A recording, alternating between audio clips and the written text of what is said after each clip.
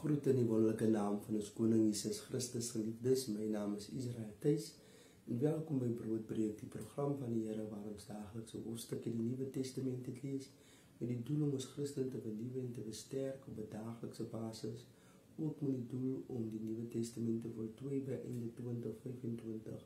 Vandag gaan ons voort met Handelinge hoofstuk 25 en die opskrif lees: Paulus verskyn voor Festus. 3 dae na sy aankoms in die provinsie het Festus van Caesarea af opgegaan Jerusalem toe. Die leierpriesters en die leiers van die Jode het toe 'n verslag teen Paulus by hom ingedien. Hulle het 'n beroep op hom gedoen en van hom die guns gevra om Paulus Jerusalem toe te laat kom. Hulle het 'n hinderlaag beplan om hom op die pad permanent uit die weg te ruim. Festus het egter geantwoord dat Paulus in Caesarea aangehou word en dat hy self van plan was om binnekort daarheen te vertrek. Die onder julle, sê hy, wat die gesag daartoe het, kan dan saam met my gaan. As die man iets onwettigs begaan het, kan julle hom aankla. Hy het ongeveer 8 dae, hoogstens 10 in Jerusalem deurgebring en toe te afgegaan Caesarea toe. Die volgende dag het hy gereël dat die hof sit en Paulus laat haal. Toe Paulus in die hof verskyn, het die Jode wat van Jerusalem afgekom het om hom gaan staan en hom van 'n hele klomp ernstige dinge beskuldig. Hulle kon egter niks bewys nie. Paulus het hom toe verdedig. Ek het niks teen die Joodse wet of die tempel of die keiser oortree nie. Maar Festus wil iets vir die Jode doen en sê toe vir Paulus: wil jy opgaan Jerusalem toe en daar voor my oor hierdie dinge verhoor word? Paulus antwoord hom: nee, voor die keiserlike regbank staan ek tereg. Dit is waar ek verhoor moet word. Ek het die Jode geen kwaad aangedoen nie. Dit weet u self baie goed. As ek skuldig is en dinge gedoen het wat die dood verdien, probeer ek die dood nie ontduik nie. Aangesien alles waarvan hulle my beskuldig egter blote versinsels is, kan niemand my sommer maar net aan hulle uitlewer nie. Ek appelleer na die keiser. Festus het die saak met sy raad bespreek en toe geantwoord: jy het na die keiser geappelleer, na die keiser toe sal jy gaan. 'n paar dae later het koning Agrippa en Bernice in Caesarea aangekom om Festus te verwelkom. Hulle het 'n hele paar dae daar deurgebring en Festus het Paulus se saak met die koning bespreek. Hier is 'n gevangene wie se verhoor Felix na sy vertrek aan my oorgelaat het.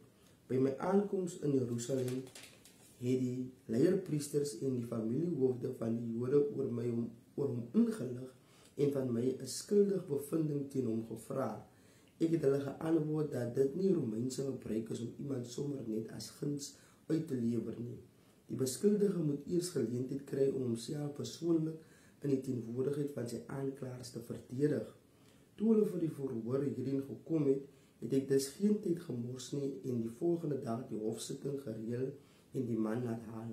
Sy aanklaers het om hom gestaan en hom beskuldig, maar nie van ernstige misdade soos ek verwag het nie. Hulle het dit gehad oor toesvrae in hulle eie godsdiens en oor 'n sekere Jesus wat dood is, maar van wie Paulus beweer dat hy lewe. Ek het geen idee gehad hoe om hierdie tipe saak te ondersoek nie en het hom daarom gevra of hy gewillig sou wees om Jerusalem toe te gaan en daar oor hierdie dinge verhoor te word. Maar Paulus het geappelleer om onder arrest te bly met die oog op 'n beslissing deur sy edele die keiser. Ek het toe beveel dat hy onder arrest bly totdat ek hom keiser toe kan stuur. Ek sou self ook graag die man behoor, sê Agrippa toe vir Festus. Festus het geantwoord: môre sal jy hom hoor. Die volgende dag het Agrippa gekom en Bernice ook met groot vertoon. Hulle het die saal binne gekom in geselskap van die generaals en die vooraanstaande inwoners van die stad. Op Festus se bevel is Paulus ingebring.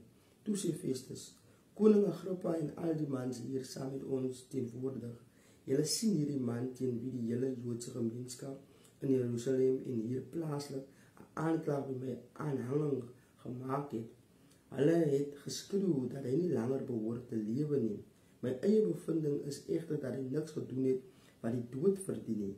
Aangesien hy hom op sy edele die keiser geroep het, het ek besluit om hom te stuur. Maar ek het nie iets spesifieks oor hom wat ek vir ons staatshof kan skryf nie. Daarom het ek hom voor u gebring en veral voor u, koning Agrippa, sodat ek na die ondersoek iets kan hê om te skryf. Na my oordeel is dit heeltemal sinloos om 'n gevangene te stuur sonder om die aanklag teen hom duidelik aan te dui. Amen. En daar het ons 'n geskrewe woord van God, geliefdes, onthou, die Here is lief vir u.